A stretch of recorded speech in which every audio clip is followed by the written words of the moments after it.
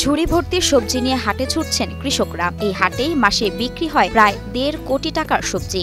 আর এখানে প্রতিদিন প্রায় 3 থেকে 4 লাখ টাকার লেনদেন। খুচরা পাইকার থেকে শুরু করে বড় পাইকার যারা আছে প্রত্যেকে এখানে মাল নিতে আসে। বর্তমানে কৃষকের এই হাটে লাউ, ঢেঁড়স, করলা, ধুন্দল, বরবটি, লাল শাক, ডাঁটা শাক, পাট শাক, মূলা সহ বিভিন্ন ধরনের শাকসবজি পাওয়া যাচ্ছে। এমনকি মিলছে খাঁটি গরুর দুধও। 15-16 বছর হয়ে গেছে হাটের।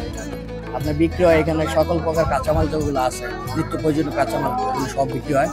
যেমন পুঁই শাক, ধুন্দুল, লতি, এই কালো বেগুন, কুমড়া, লাউ, টমেটো সবকিছু বিক্রি হয় এখানে। গত 1.5 দশক ধরে প্রতিদিন ভোর থেকে বসা কৃষকের হাটে সরাসরি সবজি বিক্রি করছেন কৃষকরা। এই হাটে প্রতিদিন বিক্রি হচ্ছে 5 থেকে 7 লাখ টাকার সবজি। প্রতি মাসে অন্তত 1.5 কোটি টাকার সবজি বিক্রি হচ্ছে অনায়াসে। প্রচুর পরিমাণ মাল সকাল 5:30 থেকে মূলত আড়তটা শুরু হয় 10টা পর্যন্ত। 5 লাখ, 6 লাখ, 7 লাখ কৃষকের মাল। আবার আমদানি লাগাতে আছে মাল 20 টাকার মাল 10 টাকা বিক্রি করি। এখন সবজির দাম একটু কম। গত 15 থেকে 16 বছর ধরে নারায়ণগঞ্জের ফতুল্লার বুড়িগঙ্গা ধলেশ্বরী নদী বেষ্টিত বক্তাবলী আলীটেক ইউনিয়নের কৃষকের হাটে প্রতিদিন কৃষকরা তাদের উৎপাদিত সবজি নিয়ে এসে বিক্রি করে থাকেন।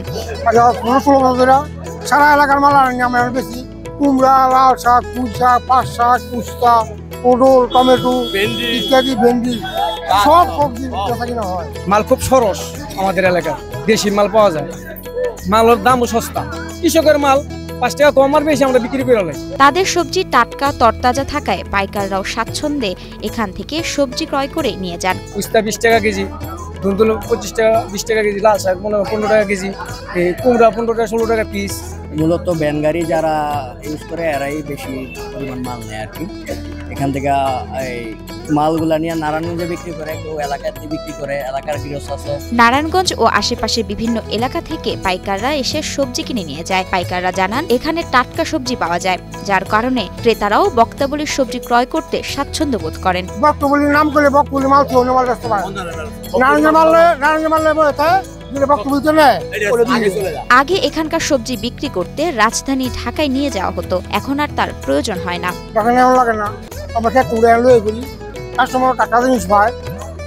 নারায়ণগঞ্জের যত ব্যাপারী আছে আর আয়া এখান থেকে মাল তাল কিনে নিয়ে নারায়ণগঞ্জ অলি গলি বেচা কিনা করে আসে। মোটামুটি ভালোই ব্যাপারীগর সুবিধা, তাজা মাল পায়, আয়া কিনে কিনা নিয়ে শহরে বেচা কিনা করে।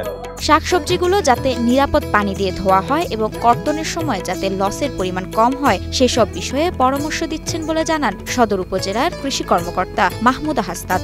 তবে এই বিষয়ে আমরা কাজ করছি যে যাতে যে শাকসবজিগুলো আসছে সেগুলো যাতে নিরাপদ পানির মাধ্যমে ধোয়া হয় এবং নিরাপদভাবে